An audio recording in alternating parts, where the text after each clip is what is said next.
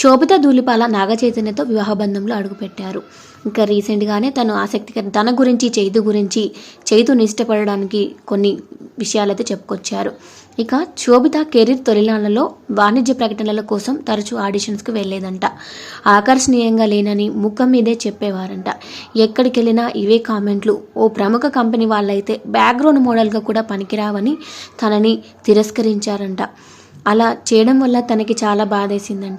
ఎన్ని అవమానాలు ఎదురైనా సరే ఆత్మవిశ్వాసంతో ప్రయత్నాలు చేశానని చెప్పుకొచ్చారు.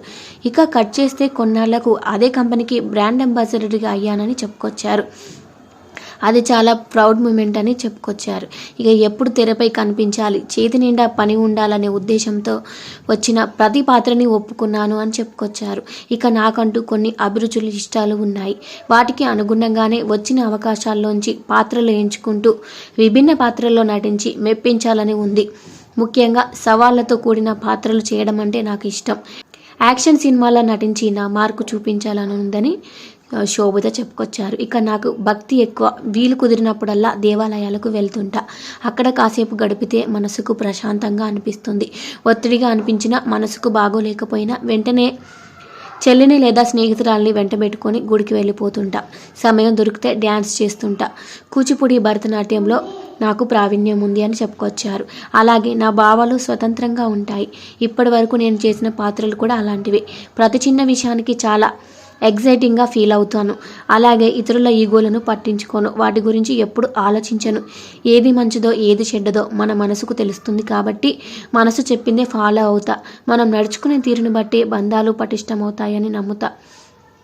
వంట బాగా చేస్తాను. నా వంటలకు ఎవరైనా సరే లోటలు వేసుకొని తినాల్సిందే. ఆవకాయ పులిహోర, ముద్దపప్పు, పచ్చిపులుసు నా ఫేవరెట్. ఎక్కడికి వెళ్ళినా ఇంటి భోజనమే పట్టుకెళ్తా. కాస్త ఖాళీ సమయం దొరికితే వంటింట్లో దూరిపోతా. పుస్తకం పట్టడం చాలా ఇష్టం. చిన్నప్పుడు ఎక్కువసేపు లైబ్రరీలోనే గడిపేదాన్ని. కవిత్వం కూడా రాస్తాను. డైరీ రాయడం అంటే చాలా ఇష్టం. రోజులో జరిగిన విషయాలను నోట్ చేసుకుంటాను. ఇక నాగచైతన్య సింప్లిసిటీ, మంచి మనసు, ఇతరుల పట్ల దయ నన్ను మొదట ఆకట్టుకున్నాయి. చాలా మర్యాదస్తుడు. ఎంతో హుందాగా ప్రవర్తిస్తాడు. ఎప్పుడూ ప్రశాంతంగా కూల్గా ఉంటాడు. అతనిలో నాకు బాగా నచ్చేవి అవే.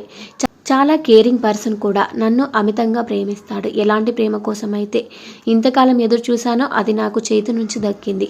అలాంటి వ్యక్తి భర్తగా రావడం నా అదృష్టంగా చెప్పుకొచ్చారు.